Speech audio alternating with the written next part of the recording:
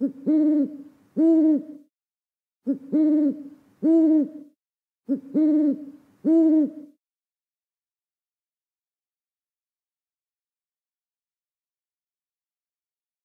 datang di Pojok Santai.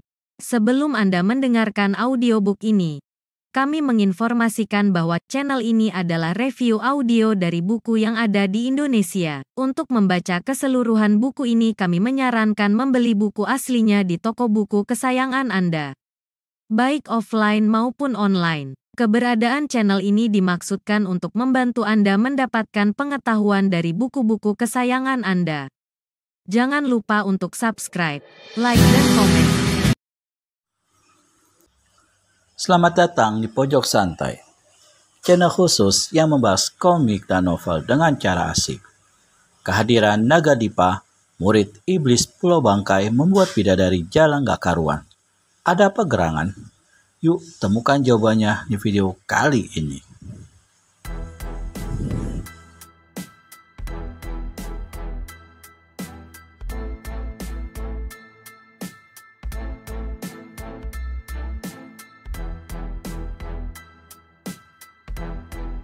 Tak ada manusia satupun di sana, bahkan bangkai manusia juga tak ada. Lalu siapa yang mengarahkan perahu ke tepi pantai? Siapa yang membawa perahu mendekati bidadari jalang? Oh, tentu saja ada yang membawanya. Lalu kemana si pembawa perahu itu? Apakah bersembunyi di dalam air di bawah perahunya itu? Naga Dipa, keluarlah! Bentak bidadari jalang. Matanya memandang tajam tak berkedip di bagian bawah perahu. Bisa saja sewaktu-waktu muncul serangan dari bawah sana. Naga Dipa, seru bidadari jalang lagi. Aku tahu kau datang mencariku. Aku ada di sini. Keluarlah Naga Dipa. Tiba-tiba terdengar suara dari belakang bidadari jalang. Aku sudah di sini sejak tadi. Suara itu pelan, kalem. Segera mata dan kepala bidadari jalang menoleh ke belakang. Oh, ternyata pria tampan berpakaian kuning dengan rompi terbuka telah berdiri di belakang bidadari jalang. Tubuhnya berkulit bersih walau tak terlalu putih. Lengannya kekar, demikian pula kedua kakinya yang kokoh. Rambutnya panjang sebatas pundak dan mengenakan ikat kepala dari kain berbenang emas. Kumisnya tipis menambah wajah itu semakin tampan. Dulu, bidadari jalang melihat pria itu belum berkumis. Sekarang sudah berkumis dan semakin mempesona dipandang mata. Sial, keluh bidadari jalang dalam hatinya. Karena di dalam hatinya ia merasakan desiran yang begitu indah, menuntut jiwanya untuk dipeluk pria itu. Bidadari jalang mencoba mengusir perasaan indah yang berbunga-bunga itu. Karena ia sadar racun birahi akan segera bekerja kembali merongrong kekuatannya. Ih, rupanya kau mau pamer ilmu dulu padaku ya Naga Dipa, kata bidadari jalang dengan sinis.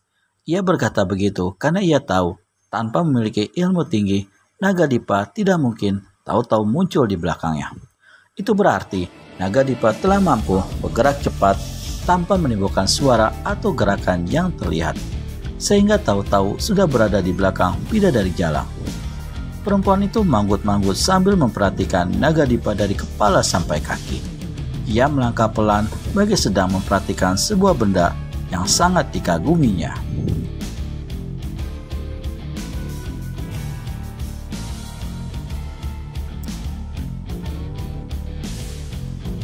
Naga Dipa diam saja, bahkan memamerkan senyumannya. Oh, hati bidadari jalang semakin dicekam keindahan melihat senyum itu.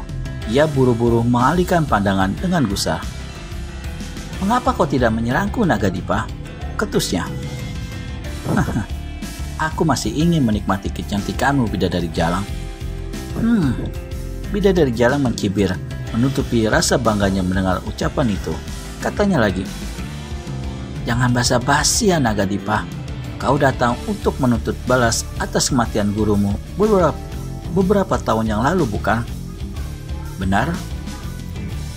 Nah, sekarang lakukanlah pembalasan itu. Aku sudah siap. Senyum si tampan itu semakin mekar. Oh, begitu indahnya. Bidadari jalang buru-buru buang pandang. Wajahnya tegang namun hatinya melayang. Ia hanya melirik sedikit ketika pria itu melangkah mendekati bagian pantai yang basah.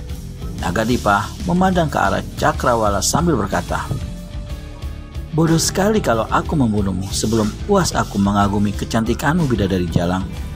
Wajah cantik dan bentuk tubuh yang menggairahkan seperti yang kau miliki itu tidak pernah kutemukan di Pulau Bangkai. Bahkan mungkin di seluruh pelosok tanah Jawa, hanya kaulah yang memiliki wajah dan tubuh seperti itu. Jadi, aku terpaksa berpikir, haruskah aku membunuhmu demi membalas dendam kematian guruku, atau membiarkan kau hidup di dalam pelukanku?" "Shh, setan bodoh, tak perlu kau bicara begitu, Nagadipa," geram bidadari jalang, sebab kalimat itu semakin mengguncangkan hatinya, semakin menghadirkan bunga-bunga indah yang mulai mengusik birahinya. Bidadari jalang kian cemas dengan dirinya sendiri, tetapi kecemasan dan kegusarannya diketahui oleh Nagadipa, sehingga lelaki tampan itu semakin mendayu-dayukan rayuannya. "Kalau aku berniat membunuhmu, itu mudah saja. Tapi menaklukkan hatimu, merebut perhatianmu, menggapai kemesraanmu, itu bukan hal yang mudah. Lebih sulit ketimbang harus meruntuhkan sebuah gunung karang." "Tutup mulutmu," bentak perempuan itu dengan mata mendelik. "Kalau aku menutup mulutku, mana bisa kau menikmati kehangatan bibirku ini bidadari jalang?" Perempuan itu menggeram jengkel. Kedua tangannya menggenggam kuat, menahan sesuatu yang ingin berontak dari ujung birahinya. Nagadipa berpaling memandang. Matanya ditatapkan ke mata bidadari jalang dengan penuh kelembutan. Senyumnya mekar tipis, menawan sekali. Dan ia tetap bersikap kalem sehingga bidadari jalang semakin penasaran hatinya. "Inilah repotnya mempunyai musuh secantik kamu bidadari. Hasrat membunuhku hilang, yang timbul hanya hasrat ingin memeluk kamu dan menciumi wajahmu dengan penuh kelembutan." "Bukan saatnya untuk bermain kemesraan, jahanam," sambil bidadari jalang menggigit giginya. Kemesraan sebentuk perasaan yang tidak mengenal tempat dan waktu. Kemesraan berhak muncul kapan saja dan di mana saja. Mata bidadari jalang bertambah tajam menatap. Nagadipa jadi punya pujian lain untuk perempuan itu. "Oh, jangan kau memandangku begitu bidadari jalang. Matamu semakin membangkitkan nafsuku. Karena jujur saja, kukatakan padamu bahwa semakin tambah waktu, semakin matang kecantikanmu, makin besar daya pikatmu.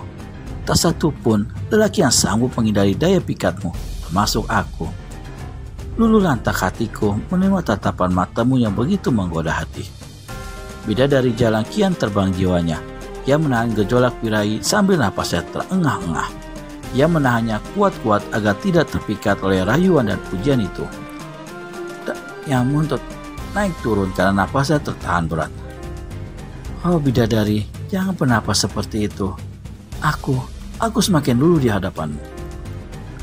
Suara itu semakin lemah. Wajah tampan itu semakin menunduk. Bidadari jalang kian gusar hatinya. Dan tiba-tiba, ia menyetakkan tangan kanannya ke depan dalam keadaan telapak tangan terbuka, ibu jari terlipat.